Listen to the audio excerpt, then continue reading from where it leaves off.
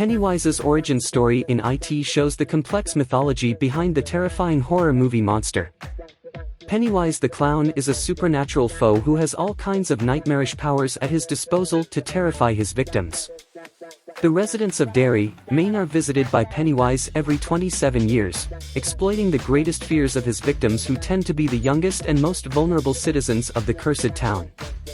The two-part IT movie further cemented Pennywise as an iconic horror movie villain while exposing more of his dark beginnings.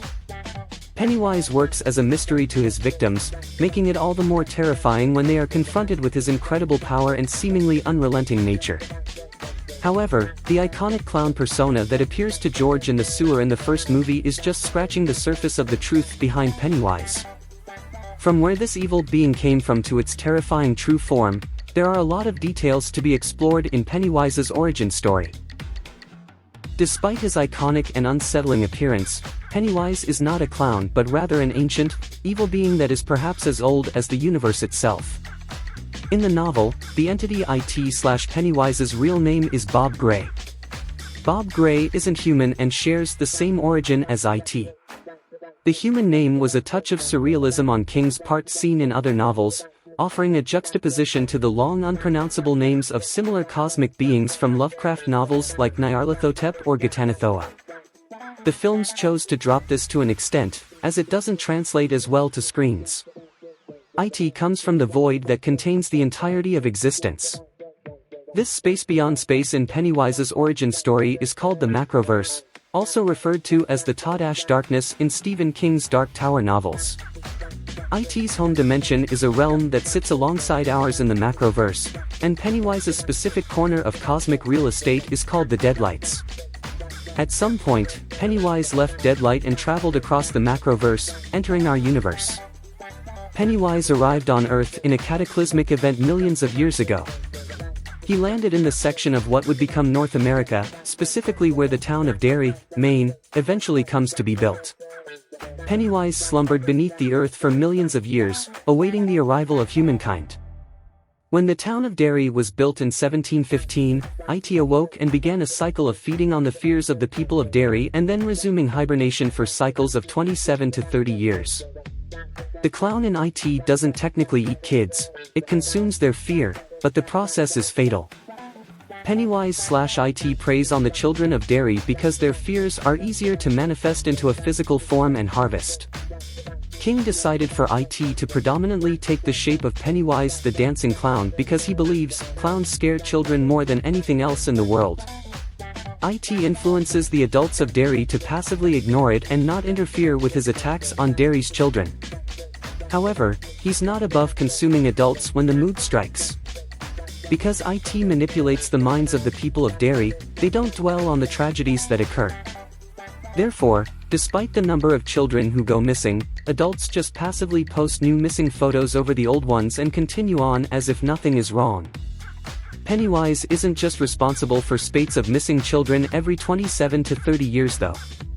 As Ben, Jeremy Ray Taylor, discovered when he researched Derry's history in the library, IT has been a part of the terror and death in Derry for centuries. Pennywise was responsible for the explosion at the Kitchener Iron Works that killed 108 people, including 88 children. IT can also be awakened by an act of violence on top of Pennywise's 27 to 30-year cycle. The 1986 Stephen King's IT novel begins with a boy named Dorsey Corcoran being beaten to death by his stepfather, Richard Macklin, in 1957, which awakens Pennywise. Pennywise's primary goal is terrifying and subsequently consuming children, but he also simply relishes and causes violence, mayhem, and general carnage. Pennywise is a shapeshifter that takes the form of whatever its victim fears the most. Pennywise the clown, offering children balloons as it did to little Georgie, Jackson Robert Scott, at the start of the first IT movie, is just the preferred physical form though. IT takes many other shapes, such as a homeless leper chasing Eddie, Jack Dylan Grazer, and the woman in the painting that terrifies Stan, Wyatt Oleff.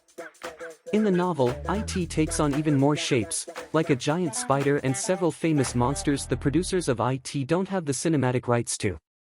These included Dracula, the Wolfman, the creature from the Black Lagoon, Frankenstein's monster, the shark from Jaws, and Rodin. In the original Stephen King novel IT, Billy, Jaden Lieberher, glimpsed Pennywise's true form in the deadlights for a moment, and he described it as an endless, crawling, hairy creature made of orange light. Though IT likes to manifest itself as a male clown named Pennywise, in the novel, IT also takes the form of an enormous female spider. In IT, Chapter 2, Richie, played by Bill Hader, also glimpses Pennywise's true form at the film's climax. In IT Chapter 2, Pennywise is shown as a trio of glowing lights swimming among infinite walls of what appears to be red-hot flesh.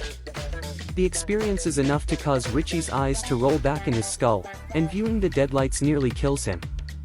This was a great direction for the movie adaptation to take, since IT/Pennywise is supposed to be a cosmic entity and godlike presence in King's wider fictional canon. IT's natural enemy is another supreme being from the Macroverse called the Turtle. The Turtle also appears in the Dark Tower series as Matron, one of the Guardians of the Beam, but IT describes himself as the superior being. Whether Pennywise is more powerful than the Turtle isn't known.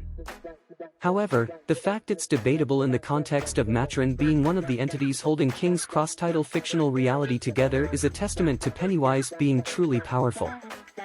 As an ancient supernatural evil, IT has a plethora of superpowers. In addition to shape-shifting, Pennywise can also cast illusions. It was IT that manifested the fire responsible for killing Mike's, chosen Jacob's, parents. IT can project himself into photographs like the slideshow of Billy's family the losers watched in Billy's garage, and can appear and disappear at will. This last power is demonstrated when he shows up in the woods to watch when Mike is being attacked by Henry Bowers, Nicholas Hamilton, and his gang of thugs.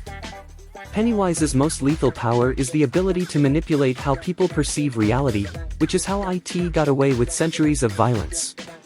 This power is why Alvin Marsh, Stephen Bogaert, the abusive father of Beverly, Sophia Lillis, couldn't see that their entire bathroom was covered in blood after IT attacked Beverly. When the losers found Pennywise's lair in the sewers, they saw the corpses of every IT child victim floating above, one example of the telekinesis he possesses. Despite all of IT's powers, however, he proved vulnerable to physical attack once the losers were able to overcome their fear of Pennywise. IT is able to regenerate himself, as he did when Beverly speared Pennywise through his head, but only up to a point, and this is diminished if his attacker isn't afraid.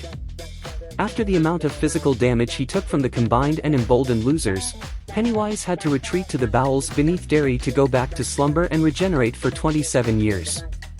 The movies have a different approach when it comes to the Pennywise origin story, with IT's name being Robert "Bob" Gray. In IT, Chapter 2, there is a lengthy exposition section explaining the origins of Pennywise the Dancing Clown. There was a human Pennywise the Dancing Clown, but IT just took his form.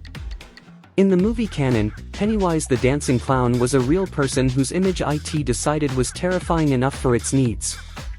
The scene where Ms. Dirch told Pennywise the Dancing Clown's origin story in IT, Chapter 2 created an apparent plot hole, but this is just because it didn't explain itself clearly enough. To illustrate, if IT had originally arrived at the bottom of Camp Crystal Lake, he would have likely taken the form of Jason Voorhees, or Leatherface if in Texas. Pennywise the Dancing Clown is never named Bob Gray in the movies, nor is the name said aloud, but many fans mistakenly connect the two and presume Robert Gray is the human in the photograph. The 2017 IT and 2019 IT, Chapter 2 change a lot of details from the original Stephen King novel, especially when it comes to Pennywise. As mentioned, the uncannily normal name Bob Gray was dropped for the movies. While a Lovecraftian cosmic being with one of the most mundane names ever conceived works in a horror novel, if IT had been named Bob Gray in the movies, it would have left many audience members believing Pennywise used to be a human. Pennywise also takes many different forms in the novel. These were removed from the movie for licensing reasons, especially since some were characters like the shark from Jaws and Rodan from the Godzilla movies. The methods Pennywise uses in the book vary slightly too, and his list of victims is larger. Books featuring Pennywise also make many allusions to Stephen King's fictional universe, but understandable references to the turtle are removed in IT and IT, Chapter 2.